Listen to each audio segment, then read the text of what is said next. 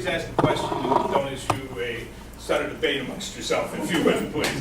But the congressman's here to hear what you have to say, and we really appreciate it. So, thanks, Dan. Yep. Well, I'm Dan Benishek, and I'm your congressman. It's my pleasure to be here today with you. It's been a little bit a learning experience for me over the past 8 months. We've been working on a lot of important issues. You've probably heard about it on TV a lot and see about what's going on down in DC. I've been reading all the bills, and I've been deciding how to vote based on what I think of the bill, what people tell me, across the northern Michigan here. I get about 3,000 communications a week from constituents, emails, letters, and telephone calls. We have people reading them. I don't read them all. So we do. I get a summary every day of the issues that people address, how they feel about the issues, and I read. I go through that every single day. We've had a lot of important stuff going forward here with the budget. Most everybody's talked about. My feeling is that jobs is the number one issue facing this country, the economy, getting people back to work. And I try to, vote to the way that I think would be best for the jobs when anything comes forward related to that. I just have a little short presentation here, about 5 minutes of your time, just to give you a little bit of a rundown on what the budget situation is from my perspective, and how important it is that we address the budget deficit, because I think that's the root of the problem with the jobs, because we're spending money we don't have. And I'll just run through that a bit. And if we don't stop spending that money, then people aren't going to invest here, because there's just too much uncertainty related to that amount of debt. People don't want to invest in this country and create jobs. So this is our debt situation. We have from 2004 to 2008, going back that far, about 7 or 8 years. We had debt under Mr. Bush that we thought was too much. He was spending money that we didn't have as well, and he had nearly $500 million or $500 billion in debt, and that wasn't good either. Now, unfortunately, under Mr. Obama, the spending has even increased even more. 2009, we had a $1.4 trillion deficit. 10 and $1.5 trillion deficit. And we have deficits projected forward for the next 10 years of $1 trillion every year, on top of the $14 trillion in total debt that we have now. So I'm not trying to be partisan here. I'm just saying this is the way it is. And this, in my opinion, cannot go forward as is. There's a slide that shows the debt held by the public as a percentage of the gross domestic product. The gross domestic product, can you see, should I move? The gross domestic product is the sum of all goods and services produced in this country. And then, we've had debt in the past. In World War II, we had debt that was 100% of gross domestic product, because we were trying to win the war. And we borrowed that, the government borrowed that money from its citizens, to pay for the war. My mother had lots of war bonds. That's the way they financed the war. And then after the war, we paid it off. Back here in the 80s, 1980 or so, a little bit blurry. What's that? It seems a little bit blurry at the bottom. Mr. Reagan spent some money and brought the debt up a little bit more. And then in 2010, the debt is on its way up. What's that? There you go. Thanks. And under current policy, this is what's going to happen to our debt going forward. Okay, so 100% of gross domestic product, 200%, 300%. Well, unless something is done, this is what's gonna happen to our economy and the amount of debt that we're putting on our children. This is not sustainable. There's no way that this can be paid for by our children and our grandchildren. But we have to act. Right now, for every dollar the government spends, they're borrowing 40 cents.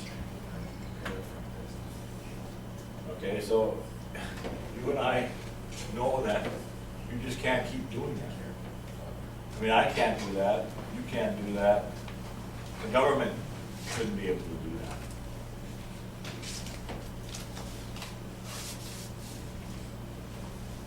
Who owns our debt? Like I said, in World War II, we sold our debt to Americans, and as late as 1970, only 5% of our debt was to foreigners. In 1990, though, 19% of our debt was to foreigners. Now, 47% of our debt is held by foreigners, with the Chinese holding the most of it, the Japanese, the British, and then multiple other countries. So we're dependent upon these foreigners, you know, to borrow money from. We're borrowing money from them every week to pay off, you know, the treasury notes that come due.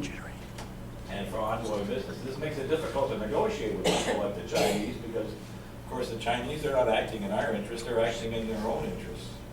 And their interests aren't the same as ours. So we have these trade disputes with them, or, I mean, you know, how do you negotiate with your banker?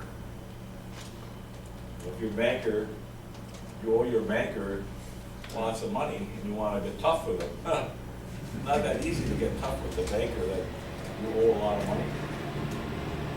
So I mean, this makes it difficult for us in our economic policy, our military policy.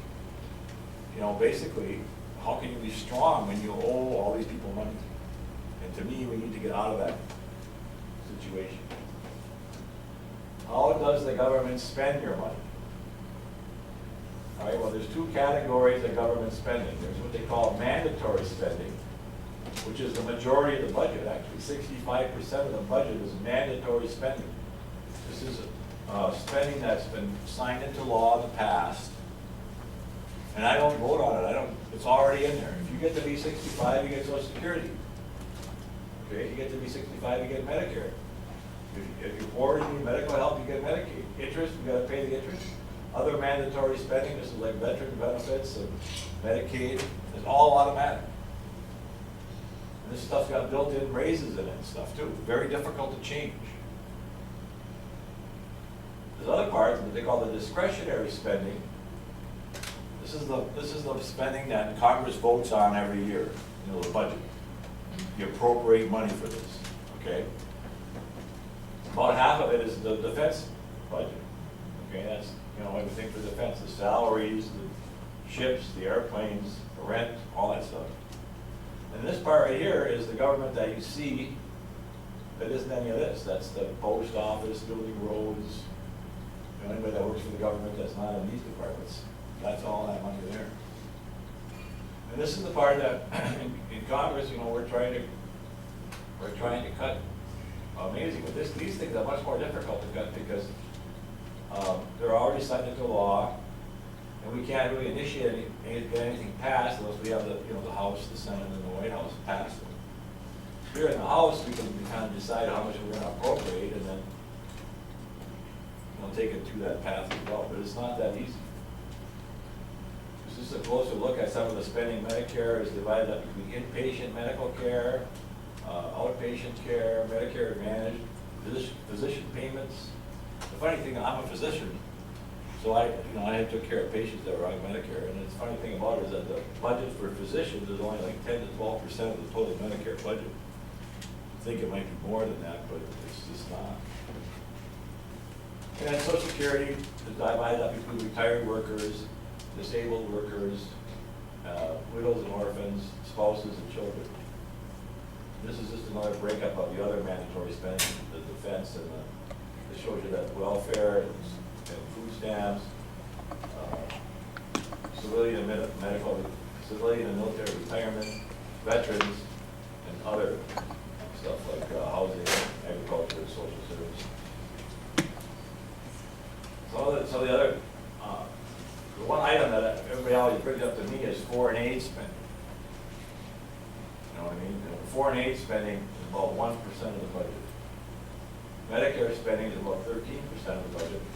Social Security is about 20% of the budget. So most of our budget really is taken up by these social programs such as Medicare, Social Security, and Medicaid. This is what they call the Budget Control Act. This gives you a little bit of a summary of the Budget Control Act of 2011. This is the last important thing that was passed before we left town. This is the bill that raised the debt ceiling and avoided default by the government. I wasn't very happy with this bill. Okay, and I didn't like it. I was happy with what they call the cut, cap, and balance bill, where we cut spending, cap spending in the future. It had a required or balanced budget amendment. The Senate wouldn't act on that. But that's been my biggest frustration, to tell you the truth, about being in Congress, has been the Senate. For example, we passed a budget in the House, the so-called Ryan budget, okay, which balances our budget over 40 years. Gets us out of debt, doesn't do it very quickly, didn't raise taxes on anybody, saves Social Security for people 55 years of age or older, and it changes it 54, people 54 years of age, the numbers somewhat, make it permanently viable. But the Senate didn't pass the budget. So when we passed the budget, we argued over it, we debated it, we had amendments to it. It was all out in the open where people could, you know, see what we're doing every day. You go turn on C-SPAN, you could see us battling out the budget on the floor of the House. So the Senate's supposed to do the same thing. They're supposed to pass a budget, and then, you know, the two bodies are supposed to get together and then work something out. But the Senate didn't pass the budget. They haven't passed the budget in like 3 years. So then we passed, you know, the budget, nothing happened. We passed this debt ceiling, this cut, cap, and balance, they didn't act on that. We passed another one called the Boehner bill, they didn't act on that. And so then finally at the last days, when they're coming down to this deadline of, you know, the debt, there's like no time for them to do anything. And then you know, the leaders go into a room and they talk and they do this, they do that. And then, you know, at the last minute, they come up with something. They say, you know, take it or leave it. Which I'm just saying, it's not the way the process should work, because I don't like it. Getting something that, you know, at the last minute, you didn't get a chance to get much input to it. It's all done by the leadership, and then presented to you as, well, this is it or not, nothing. So this is it. Okay, now, I did vote for this. I didn't like it. I really wanted to vote against it. Well, there's a lot of people that say that. There's a lot of people say the other thing too. And I ended up voting for it because a lot of people here in the district, employers, community bankers, they didn't want to have the uncertainty associated with the default. Okay, so I did vote for it. Because, employers that I talked to, they said they owe the bank a ton of money. They don't want to take the uncertainty of their rates going up. They're going to be laying people off if we have a situation where there's that uncertainty. So because I was, you know, concerned about these people saying there could be layoffs, but I didn't want to do that. I didn't want to increase the uncertainty related to the job market already. And I don't know, people criticize me from, you know, left and the right, saying I didn't do it right, whatever, but basically that's why I did it. This bill did not add any new taxes. It does cut the further spending, and well, this is a joint committee that's supposed to identify another $1.2 billion of spending cuts. I'm not very happy about that. That's a provision that the Senate put in here. Otherwise, they wouldn't agree with it. Well, we did get some good members on there. We got Dave Camp from Michigan and Fred Upton from Michigan on that committee, so I hope that it will be productive.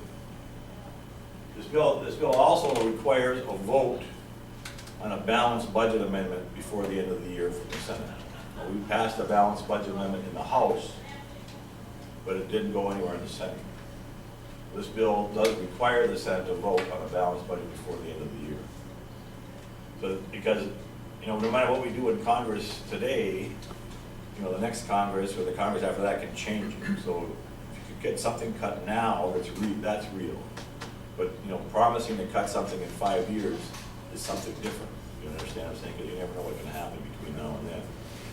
But I'm hopeful that a constitutional amendment will then not allow Congress to increase spending more than they have. So that is really the hope from this thing. And we're going to also have further fights over the budget going forward. Because, we're going to be out of money here at the end of the month. September, the money runs out once again because we're operating right now under a continuing resolution. The end of the budget year is September 30th. So starting October 1st, we get the 2012 budget will begin. And like I say, the Senate hasn't passed the budget for 2012. They haven't passed the appropriation bills. We haven't been able to get them to do anything with that. So we may end up with another continuing resolution for 2012. So there's going to be a budget battle involved with that process. This is my website, benishek.house.gov. I encourage you to go there, see what I'm doing, see what the issues are coming before the Congress. You could, there's a place to put your email address in there so we can send you updates weekly or monthly, to keep you informed as to what's going on. And you can comment too. That's a very good way to get your comments to me. If you write me a letter, actually write me a letter, and it goes into sequestration for like 6 weeks because of the fact that they don't allow any mail to come to our offices without being sequestered because of anthrax scares and stuff like that. So email is really the best way to communicate, or a phone call. So that's basically a little presentation. I just wanted you to know that I take this very seriously, this debt issue. I think it's related to the jobs and the economy, and unless we get the spending under control, we're not going to get an economy to improve because people in businesses aren't investing. With the amount of regulations that we have, the federal regulations, waste, and the uncertainty with related to taxes because of this deficit spending. We did also circulate a little questionnaire because some of the answers are somewhat surprising. People seem to think that some of the budget issues are different than they truly are.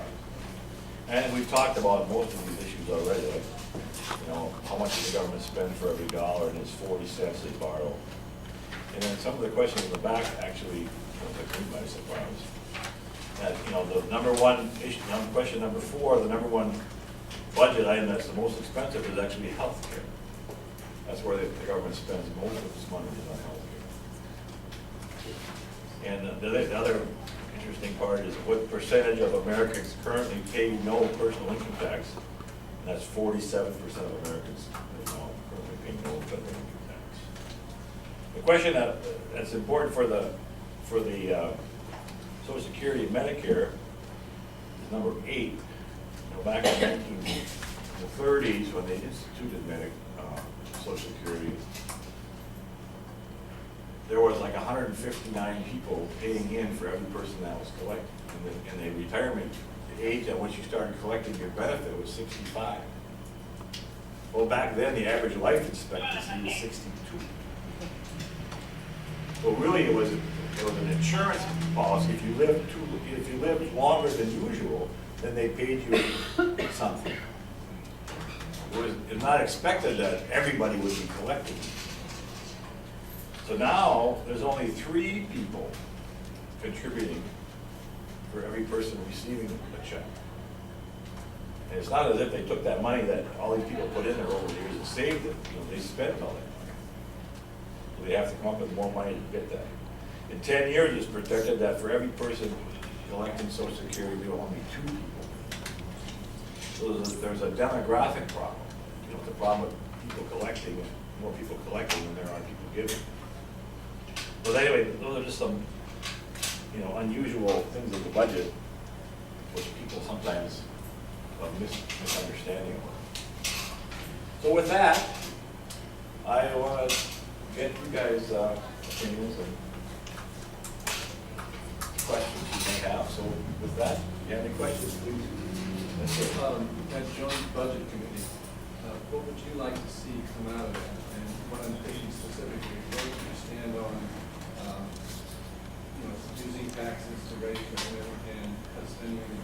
Are you adamantly against any kind of tax, or do you see a balanced approach? Well, I don't think we should be raising taxes on people that are getting jobs.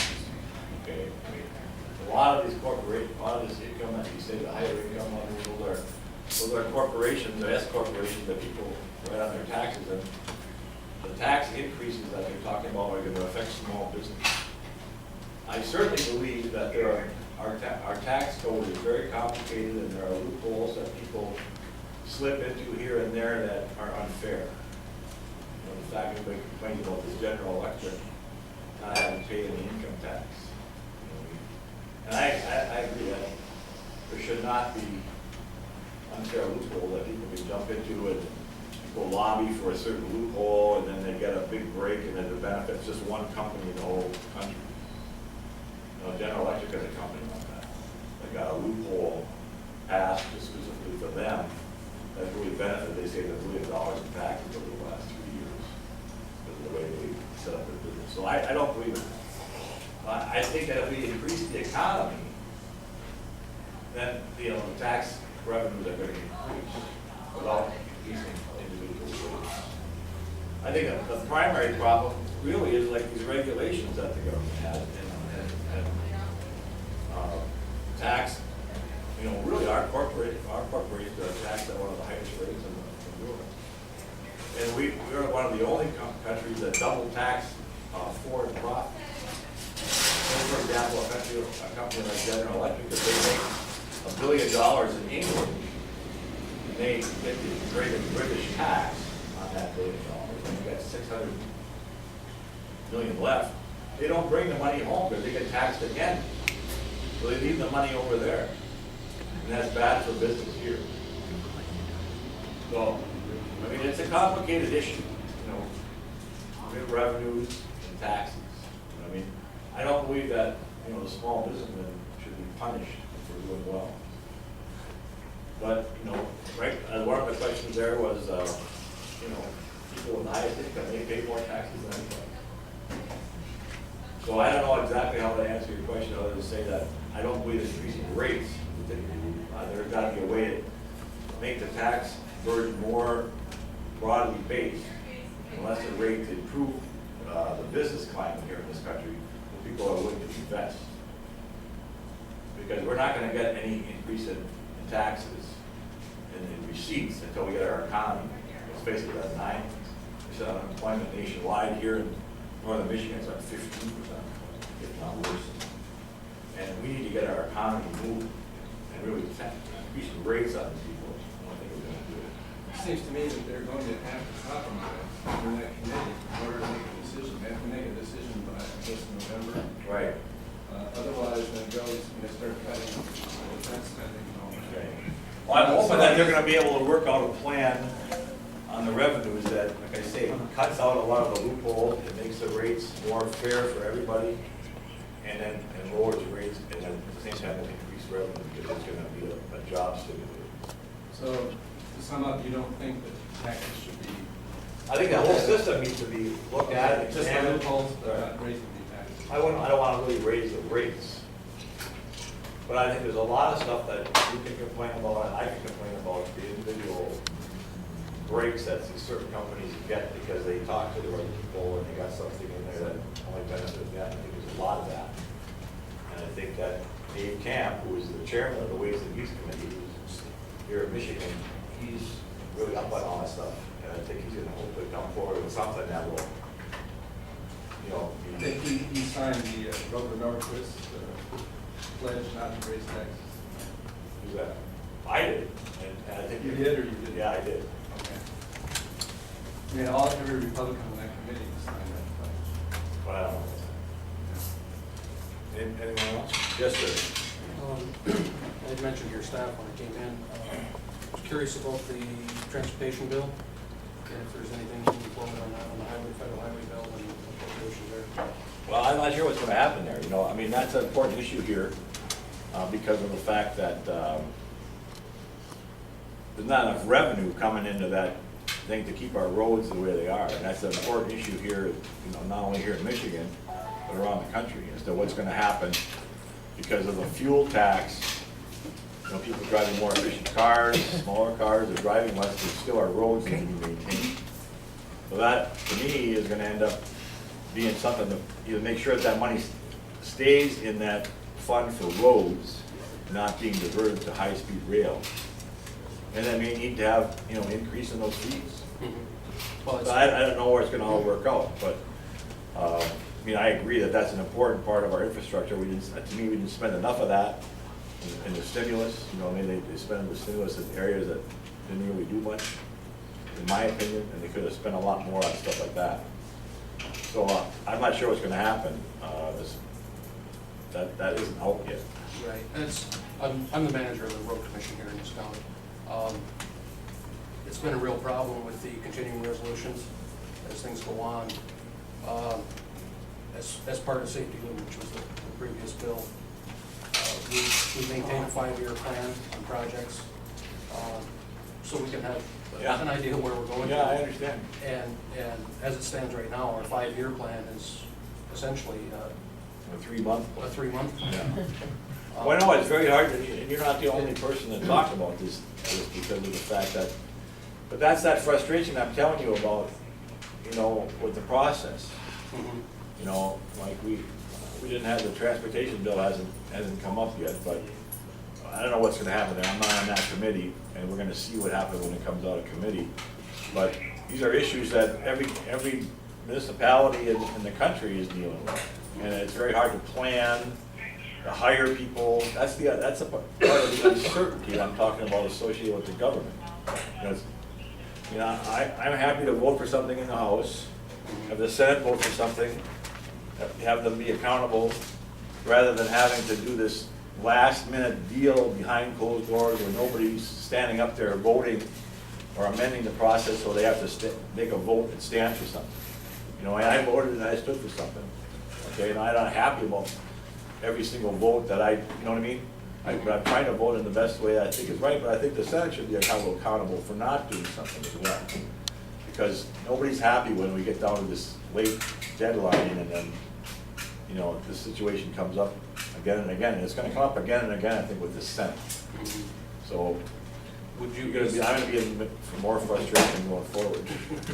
Would you be supportive of being so that the entire transportation bill is funded through fees, not Right. necessarily income? Well, I actually prefer it that way, because those people who then use the roads are the ones who pay for Would you be supportive of an increase in that? it. Well, I Fuel haven't looked at tax that, rate? yes, sir. Okay. Is that, But I don't want it to come out of people. I think should be a fee for using the roads, basically, you know, like for gasoline.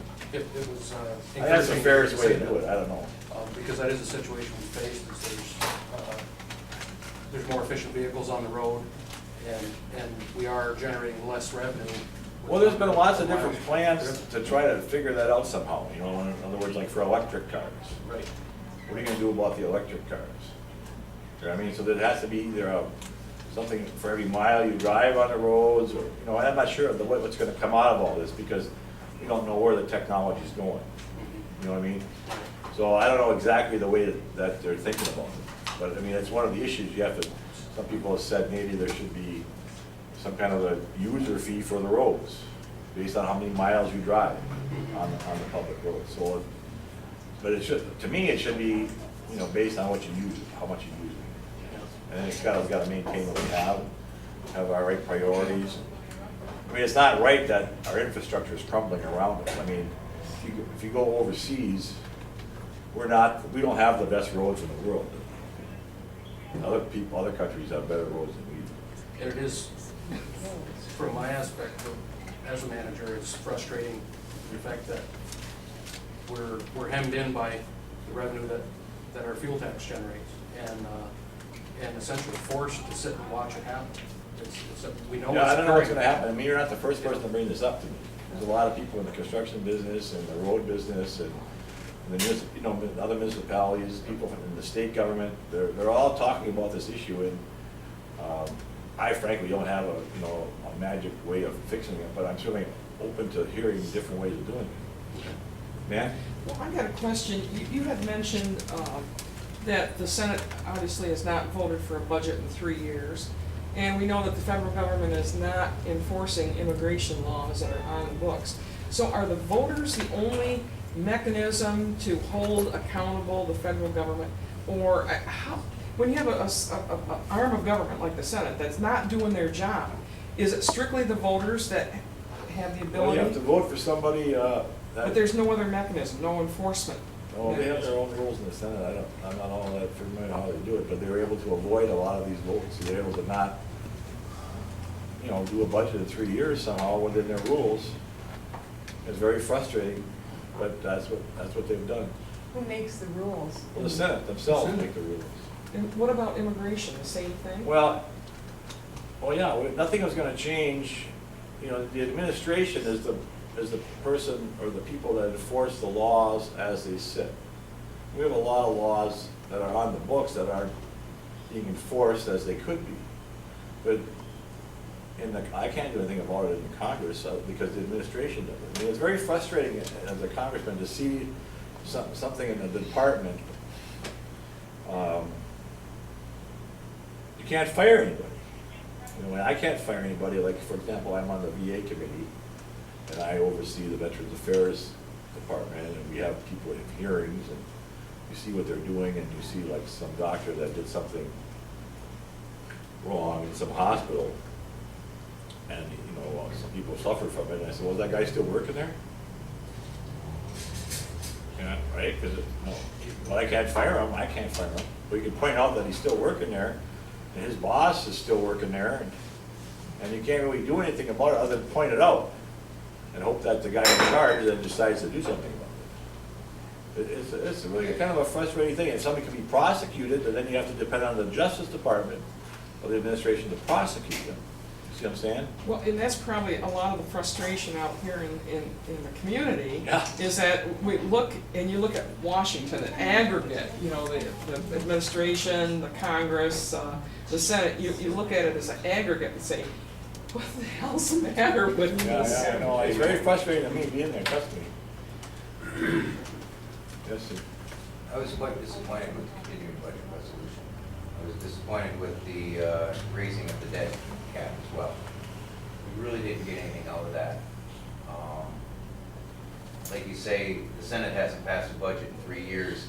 That suggests to me that the budget was entirely the responsibility of the House. We had our opportunity to do something with it, we squandered it. I lay that primarily in the laps of Republican leadership this year. If Boehner's plan of this next, the grand gang of 12, having the curly Q light bulb guy on that board does not inspire a lot of confidence in me, okay? If this thing fails, which I fully expect it to do, would you support new leadership for the House? Well, we're gonna see what happens, absolutely. I mean, I'm still waiting for $100 billion in cuts. well, we got some real cuts. You can argue about the numbers, but there are real cuts. We've been cutting every time we get something, we don't get what we wanted. This bill actually gets 65% of the cuts in the Ryan budget discretionary spending. How much this year? This year is, I think it's $21 billion, That's a real cut. On top of the 46 billion that we got on the CR. okay. I heard that was 36. That was rescored by the Congressional Budget Office after this bill. That's why this bill only cut 21 billion, because they were expecting to cut 30-some billion. But because they changed the scoring on the CR, the cuts we got now weren't as much. So, I mean, you can argue with these numbers, and they're not as big as I would like, okay? But the fact of the matter is, you can't, if we do nothing, then this way at least I voted for $65 billion in cuts. I And I'm not understand, happy about you can only it. vote on what gets negotiated. But you look at the continuing budget resolution, what we got out of that, I mean, we couldn't even negotiate the defunding of NPR. If we can't defund something like that, how are we gonna tackle something really important like Social Security? Hey, I don't disagree with you, but I'm just saying that without the Senate and the White House, it's very difficult, because a lot of these provisions were at the insistence of the Senate to get to come to the table. You know, we passed the cut cap and balance, we passed the Boehner bill, we passed a lot of stuff. We repealed Obamacare in the House, we did a lot of stuff, but it doesn't matter if it doesn't go anywhere. And to actually get something done, you gotta have the Senate on board. And this is what came out of this last ditch thing. Like I say, it's much better to have the, urge your senators to vote for a budget. So right out in the open, make them make a vote. Yeah, I'm for it, I'm against it. So then you could, I'm standing here trying to defend how I did my stuff, right? The senators, they're not standing in front of a crowd defending how they voted because they didn't vote on it. I called Levin's office, by the way, I'm to just find saying, out where I'm he'd happy. be at. I just wanna let you know, I called his office to find out where he'd be at, so we get a chance to talk to him like we get a chance to you. Right. He's not making any appearances this week. Right. Apparently, he's not planning on running for reelection. Well, I'm just saying, I But don't. I hand it to you. Thank you very much. Yeah. I really appreciate it. No, I appreciate your criticism, trust me, because I feel the way you do about the spending. But, I talk to people here in the district, other people in business, small bankers from the small communities, they didn't want that. They didn't want the uncertainty of a default. And people argue, well, the default wouldn't have been a real default, we could have met our real obligations, and only some of this, I understand all that. I go to business myself. I have to get funding too. I have to go to the bank and get financing. I understand completely. Yeah, so I'm standing here taking your comment, and believe me, I listen to people like you, just because I need to listen. Yes, sir. Are they going to, if the Gang of Eight fails to reach a decision, which they of course will because there's 6 Democrats and 6 Republicans, how are they going to cut it 1-point-something trillion out of the budget? Well, if we don't agree on anything, or we don't pass anything, there's gonna be an across-the-board cut that's already been passed. And they can do that they can get $1 trillion out of Well, that? they're gonna make some pretty nasty cuts all across everything. Yes, ma'am? With the comment you said earlier about how other countries have better roads than us, it's because they pay taxes. And I guess what I just don't understand is how,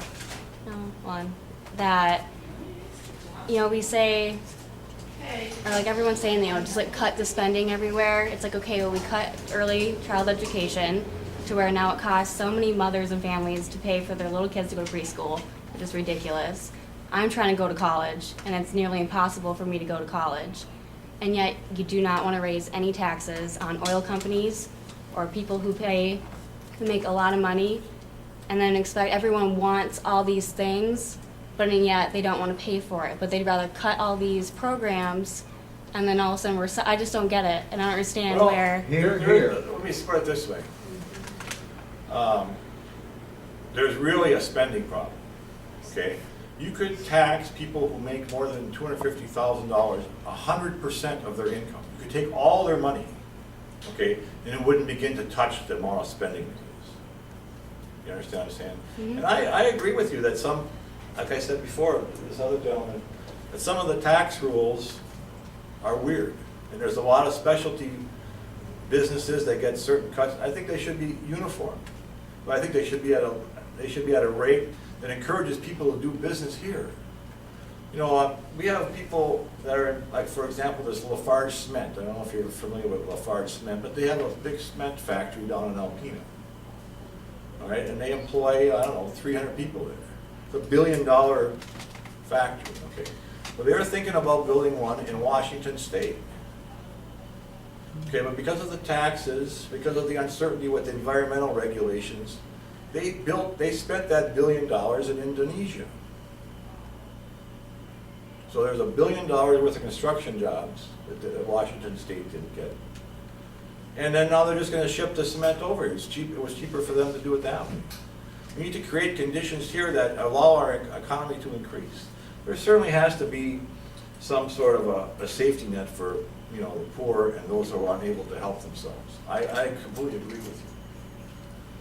But everybody comes to me with an issue that's saying, I have a program here that is really good. It brings back more money than it costs. It prevents crime. It does all this stuff, but there's no money. I mean, they're borrowing 40 cents for every dollar. You know, as far as I'm concerned, every little part of that budget that you see, every little wedge is going to have to come a little bit. Because if everybody, you know, some people are going to say one thing, some people are going to say the other, and then in the end, nothing gets cut. I understand that, like, yeah, it's probably really hard to pick which program is better than the other. Like, Well, right. Yeah, but it's just like, I guess it is very frustrating when, you know, all Republicans are just so against raising taxes when you can compare to other countries when they just have everything's paid for, college is paid for them, the roads are nice, Well, it's because they pay taxes. You know, like I said before, 47% I of know. Americans don't pay taxes. The top 10% of wage earners in this country pay 70% of the taxes. I mean, I'm all for having safe limits, but I don't understand why Medicaid budget went up 40% in the last 2 years. When you I don't say- understand that, you know, I mean, what, more people are eligible that weren't eligible, I understand there's gotta be a safety net, but why would the Medicaid budget go up 40% in 2 years? There's gotta be something wrong there. You understand what I'm saying? Ma'am? When you say 40% of it, is that 40% of American workers don't pay tax? 47% 47%. of American people do not pay. American people. Now, Yeah. does that 47% include children? I can't That remember. would No, it's skew just it. taxpayers. If we're adding children. I think it's taxpayers, um, people that are working. Tax filers. That makes it Yes, sound that's better. more accurate. If we're saying 47% of I think it's American 47% of people. taxpayers. 47% of the wage earners. Wage I earners. think. Wage earners. Okay. Wage tax filers, as you said. No, question 7 says 47% of Americans currently pay no personal income tax. Does that include So children? does that Yeah, include well, children I'm and not sure people that's who are consistent. on Dan? Medicare? We'll have to get back to this lady here to see about Does that. that include children and people who have already retired and, As I understand People who it, are as I understand it, it's wage earners. yeah. They're not filed to make wages. Well, a lot of times I just can't answer a specific question, I have to get back to you. Okay. So, I don't like to say something I'm not sure of. Makes you look bad. Yes, sir. Another question on a different topic. In addition to my work at the road commission, I'm a land surveyor as well. And I'm, I guess, going to represent other surveyors from the community. They're not here. Are you familiar with the issue with a corporation called Light Squared? This corporation's one of the large ones involved in the 4G cell phone systems that are going into place now. No, I'm not familiar with that. This 4G terrestrial-based cell phone system that is being prepared is been proven that it's going to interfere with high-precision GPS signals. They broadcast at a band that is very near the GPS frequencies, at about 1 billion times stronger than the GPS frequency. Really? Yeah. And Well, this is an issue I need to look into further. this is absolutely going to affect, it won't affect your GPS unit in your automobile or your handheld. For you, yeah. But for the precision user, it's Right. gonna make that equipment unusable. All right. Dan? Yes, You need to follow up with this guy. I will. There's an ongoing battle, Well, I need to learn more about the issue. and I was just gonna mention with this, one thing to keep in mind, that a lot of Light Squared's information that they're putting out in their argument is that they'll only affect 0.5% of GPS users. Well, those are the high precision users. I see, yeah. Worldwide. But the question to ask them is that how much those high precision users, how much did their equipment cost? One receiver to receive the signal that I'm Yeah. speaking of can range anywhere from $20,000 to $40,000 per unit. any little local company that's using this stuff typically will have 2 to 3 of those units. Yeah, no, I. They'll be unusable on the I've got shelf. a buddy that's a surveyor. And a Um, lot of decisions are made by surveyors, and property lines and stuff can be pretty important. But it takes a very useful tool, and it will, Well, I'd like Render it to unusable. follow up with Dan here after the meeting so that we can maybe follow up on it further and then get your contact information. I'll let you know where that's at. Oh, there's somebody over here, yes, sir. Could you give us an update on legislation that you sponsored or plan to sponsor in the next few years? Well, I got one bill that I sponsored already, is the predetermination process for cutting trees down in the federal forest. See, right now, there's hardly any trees being cut down in the federal forest across the country.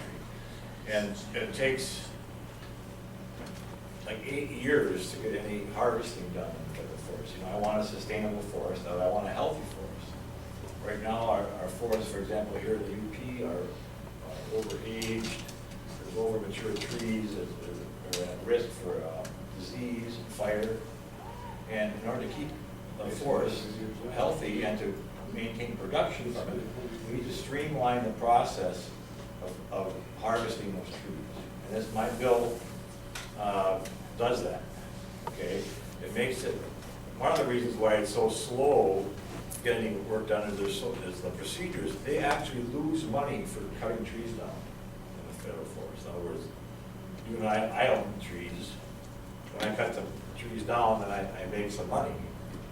I pay my taxes or do whatever I do with my money. But the federal government, their procedure is so onerous, it actually costs them money to cut trees down. Which is hard to believe. I know they got good forests, and they harvest their trees and they lose money. So we're trying to streamline that process so that, because it's jobs here in Northern Michigan. A lot of the federal forests, people can't, one of the reasons they aren't denying paper mill closed, they couldn't get any trees. And they're getting as many trees out of Lake Superior as they were getting out of the Ottawa National Forest. And it's a problem. So this bill that I introduced is actually incorporated into the Interior Appropriations Bill and will be voted on coming up soon. And now, also on Friday, I've introduced this another bill to make sure that hunters and fishermen will have the right to hunt and fish on national lands that aren't protected by an endangered species thing, or that guarantee their rights in perpetuity to hunt and fish on federal owned land. So that's another bill that I've got out there. Some other bills that I've had out there that I haven't dropped yet, but I've been thinking about is waivers for certain items out of the Obamacare issue. Trying to nip away at the Obamacare thing. Because, for example, outlined, see, there's this group of 15 bureaucrats that the president has appointed. So I have the ability to tell Medicare recipients what they can get and what they can't get. So it's basically a rationing board. For example, they may decide if you're over 80 that you don't get a mammogram. Okay, because they feel that may not be cost effective. So one of the bills I'm thinking about putting out there is to remove mammograms from the decision-making process of the bureaucrats. Try to nip away at it. Make sure that they're allowed to have them. Right. So those are the things that we're working on. You said there was something you were going to drop from that? Well, no, drop means to drop it in the bin and Oh, actually okay. have it. Okay. There's a bin, and if you introduce a bill, you have to drop it into the bin. And then in It's the called future, drop. do you have plans for any, can you look that far ahead in the? Well, house? it's a lot of it's been related to healthcare, the stuff that we're working on, but before you actually, you have to discuss it with people on that committee. And I'm in this doctor's caucus, we have like 18 doctors in the Republican Doctors Caucus, and we've been talking about how to reform our healthcare system in a responsible way to keep the patient and the doctor at the center of healthcare, and not some bureaucrats. And keep the patient in control of the dollars. And then that trying to reform healthcare, one step at a time instead of trying to overhaul the whole system and not realizing the consequences of it. So that, we're working on that, but you can't really do it yourself, you have to get input from a lot of people, and that takes time. So besides the Veterans Committee, what other committees are you on? Natural resources, and then science, space, and technology. And I picked the natural resources and the VA because we have some issues here. We have 70,000 veterans in Michigan's first district. There's only 14 other congressional districts in the country that have more veterans than we do here. And out of the 435 districts, there's only 14 districts that have more veterans than we do. We have a lot of veterans, and we have a lot of issues with veterans because the distances are so great. And it's, you know, it's really a problem.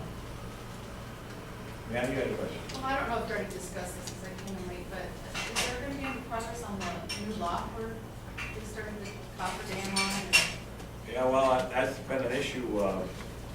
I looked into a great deal since I've been there. I'm trying to see what happens. It's going to be a matter of the funding and the way that the lock is on the funding list is related to the amount of tonnage that goes through that, and they categorize the tonnage differently, different materials. So we're looking into that process to try to move it up the list. You understand what I'm saying? So that's a very frustrating and slow process too. There's a list of priorities based on the tonnage, and there's tonnage is weighed in a certain manner so that iron ore doesn't count with the stainless steel, you know what I mean? It's frustrating. With the economy being down, do we really need a new lock right now? Would it be better just to save some money and, well, I guess there's an Or issue with studying the lock. I guess there was the issue with just with the age of the lock. If this one lock has a problem, then it's going to tie up the shipping for the, you know, the whole Great Lakes system. And I guess that's the real issue. but it's tied up, it's being billed as a jobs program for the area. It was a firm from Ohio came up with a coffer dam. We didn't get any jobs in this area out of it. Well, like I say, it's, you know, there's no earmarks for anything anymore. It's all a matter of priority. So that we're on a certain place in the list. I'm just trying to make sure that we're on the right place in the list so that we're as high as we can be in front of the rules. I happened to get the chance to talk to the engineer designing the new lock. I happened to give him a ride in from the airport. And I got a chance to discuss some of the plans with him. And my question was, why are you making